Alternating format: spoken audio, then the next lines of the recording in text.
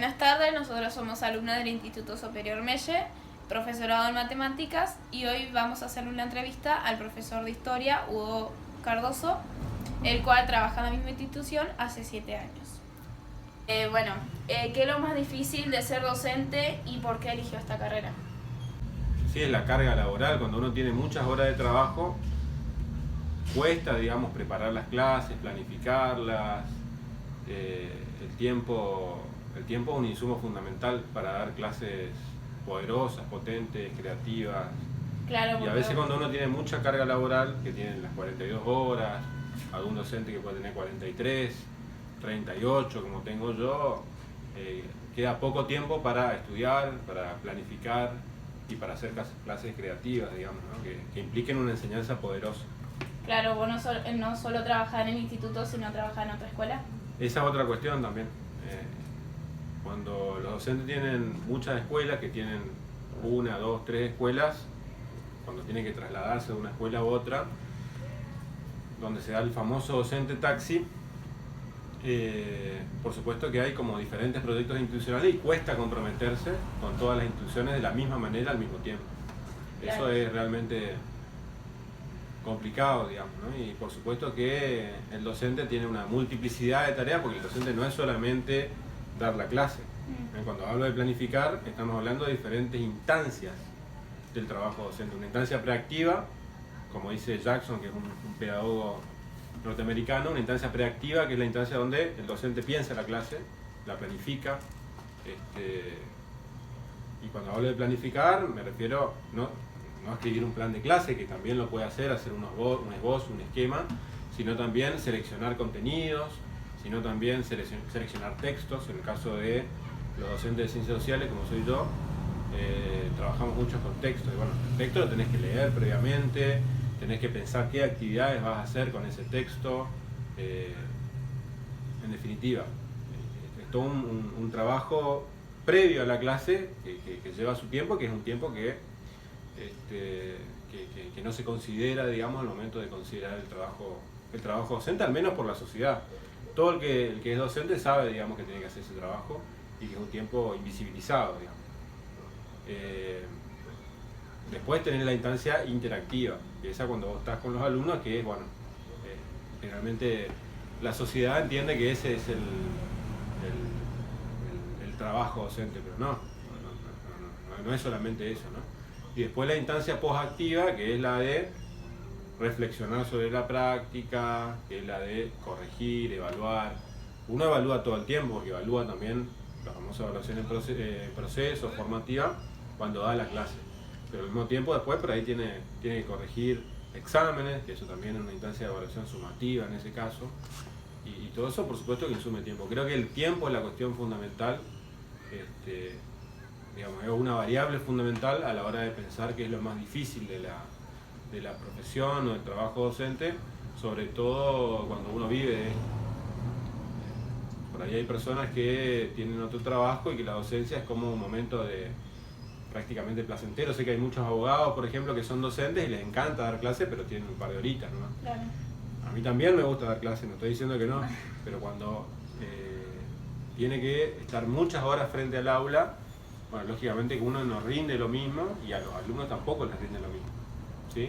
Y más aún cuando eso le añadimos el componente de que tenés que trabajar en muchas escuelas, con diferentes climas institucionales, con diferentes proyectos institucionales, y realmente uno está como tapando baches todo el tiempo y no logra comprometerse al 100% con una institución, con un proyecto educativo, con unos estudiantes.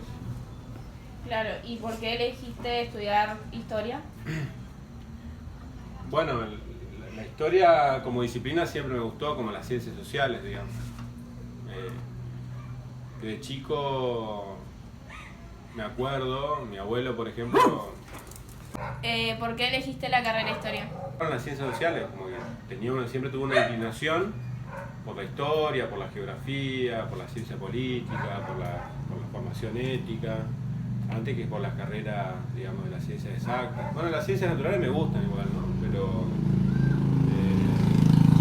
bueno, siempre me gustaron más ese tipo de ciencias, y en ese contexto que me volqué a estudiar la carrera de historia, ¿no?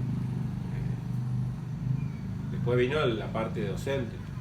Mi amor por la disciplina o por la historia en general estuvo antes que, bueno, entender que la carrera docente podía ser una forma de vida, una filosofía de vida y también, por supuesto, un oficio, un trabajo, una carrera. Si buscas diferentes métodos cuando un alumno no entiende o te preocupas más por completar el programa de estudio. Bueno, uno planifica las clases para el grupo clase, para un grupo clase en general, y después va haciendo lo que se llaman las adaptaciones curriculares. Adaptaciones curriculares, que es básicamente adaptar esa clase que uno planificó en la instancia preactiva para un determinado grupo de alumnos. Y después uno va haciendo intervenciones, digamos. Intervenciones que son intervenciones pedagógicas o pedagógico-didácticas, que son evacuando preguntas de los alumnos, explicando consignas que por ahí a veces no se entienden del todo, explicando determinados contenidos que no quedaron claros. No es que uno tiene... Es decir, en la práctica, lo ideal sería, por supuesto, tener diferentes propuestas para un mismo tema, pero en general, en la práctica, digamos, uno planifica de una manera y va haciendo adaptaciones curriculares en el aula. Claro. Para dejar cumplir el programa, o qué pasa si no lo cumplís. Es una selección de contenidos. O sea, siempre elige cuáles son aquellos contenidos que piensa que son contenidos prioritarios y a partir de eso desarrolla los temas, los contenidos conceptuales, procedimentales, actitudinales que considera pertinentes. Sinceramente a mí no me parece tan importante llegar a completar todo el programa.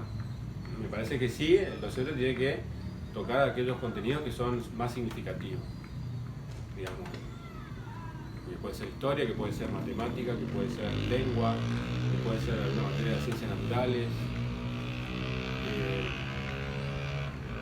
Porque si no también uno cae en el apuro de por terminar el programa, no dar clases, digamos, con una enseñanza potente o clases de calidad. Por eso repito que el insumo del tiempo es lo fundamental en la vida, porque nuestra vida está hecha de tiempo, y también, por supuesto, en el trabajo docente. ¿Cómo crees que es visto el docente por la sociedad y cómo era antes y cómo es ahora? Bueno, más allá de que un docente puede tener pasión o no por lo que hace, digamos, la condición de ser docente es un trabajo asalariado. Uno trabaja, en este caso por lo general, en instituciones públicas para el Estado provincial.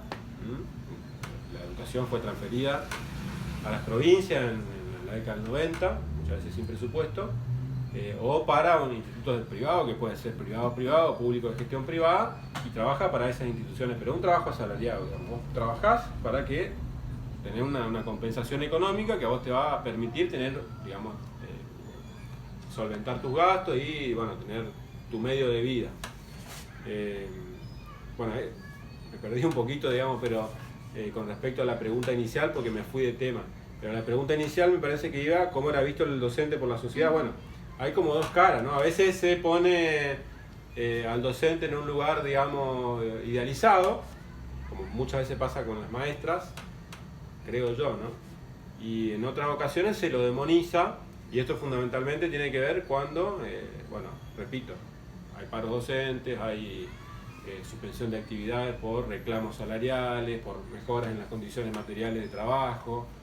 Y bueno, ahí es cuando, esto generalmente pasa a principio de año, seguramente le va a pasar a ustedes también cuando sean docentes, y es que, bueno, se pone el foco en todos los medios de comunicación y se dicen un montón de cosas acerca del docente que cuestionan, digamos, su actividad. Y también en pandemia, ahora me acordé, tomo el hilo que estaba diciendo anteriormente, se ha cuestionado mucho, sobre todo por los padres, digamos, por el hecho de cómo se dan las clases.